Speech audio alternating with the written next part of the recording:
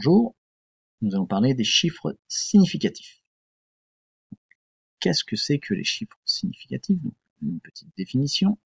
Donc, les chiffres significatifs d'un nombre sont les chiffres écrits en partant de la gauche à partir du premier chiffre différent de 0. Donc attention, cette définition est valable en physique, elle sera différente en mathématiques. Donc, pour bien comprendre cette notion, nous allons prendre quelques exemples simples. Donc, ce nombre, donc ici attention, c'est bien un tiré, c'est pas un moins, c'est un tiré, donc 0,0006254. D'après la définition, les chiffres significatifs d'un nombre sont les chiffres écrits en partant de la gauche à partir du premier chiffre différent de 0.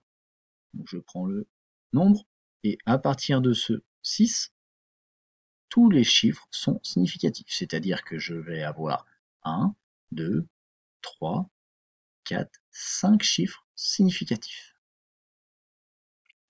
Deuxième exemple, 0,5,12. À partir du premier chiffre différent de 0, c'est-à-dire à partir du 5, je vais donc en avoir 3. 0,3254. Le premier est un 0, donc je ne le compte pas. Et je prends à partir du 3, ici j'aurai 4 chiffres significatifs. Peu importe qu'ils soient avant ou après la virgule, on va à chaque fois compter à partir du premier chiffre différent de 0. Pourquoi ne pas compter les chiffres avant? Parce qu'on va pouvoir utiliser la notation scientifique et les puissances de 10. Et enfin, dernier exemple, 0,0, etc. Je vais obtenir 6 chiffres significatifs, parce que, attention, contrairement aux mathématiques, en physique, les chiffres qui vont être derrière le premier chiffre non nul sont tous significatifs. Ils auront forcément une signification. Ces chiffres auront attrait à la précision de la mesure. Donc, comment obtient-on ces chiffres significatifs en sciences physiques? Donc, première façon, par l'expérimentation. De façon très simple, une règle. Donc ici, si j'utilise cette règle-là, je vois que ici j'ai 1 cm, 1,1 cm sur cette graduation-là, et je vois que je peux obtenir de façon beaucoup plus précise 1,05 cm. Donc si je peux obtenir 1,05 cm, c'est-à-dire que je peux aller jusqu'à 3 chiffres significatifs à l'aide de cette règle. Si je prends une burette graduée, ici, cette burette graduée-là ne me permettra que de mesurer au dixième, c'est-à-dire que je vais pouvoir mesurer là par exemple 1,5 millilitres. Je n'aurai que 2 chiffres significatifs à l'aide de cette burette. Donc à chaque fois, la précision de l'instrument va donner le nombre de chiffres significatifs pour l'expérimentateur.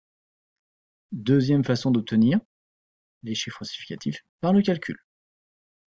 Par le calcul, c'est-à-dire je vais avoir une formule, je vais avoir des données, par exemple ici R, donc la résistance qui va être de 21 ohms, et l'intensité du courant qui sera de 2,10 ampères. Grâce à la relation qui est en haut, je vais pouvoir déterminer la tension.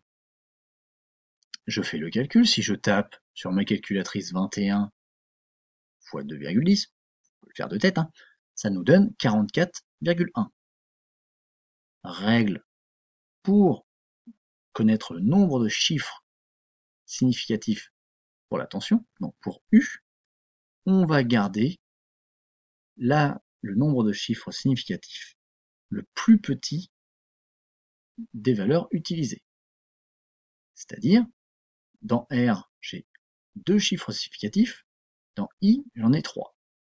Eh bien, je vais donner au résultat 2 chiffres significatifs. Ma tension vaudra 44 volts. Deuxième exemple, la force gravitationnelle, qui vaut G multiplié par la masse d'un corps multiplié par la masse d'un autre corps, divisé par la distance séparant ces deux corps. Ce qui nous intéresse, ce sont bien les chiffres significatifs. Donc, on a plusieurs données. Donc, grand G qui est une constante, qui est la constante gravitationnelle universelle, qui vaut 6,67 10,11. On a deux masses, MA et MB, et on a une distance. G, donc, c'est une constante, donc on va considérer que G, on n'en tient pas compte. Donc, tout ce qui est constant, tout ce qui est fixe, on ne tient pas compte dans le résultat des chiffres significatifs. La masse MA comporte 1, 2, 3, 4 chiffres significatifs. MB, 1, 2, 3, 4, 5 chiffres significatifs. Et enfin D, 1, 2, 3.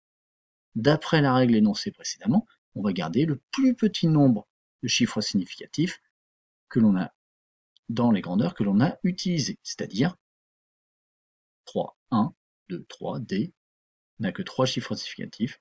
Le résultat de la force gravitationnelle n'aura que 3 chiffres significatifs dans son résultat. Cette capsule est terminée. À bientôt.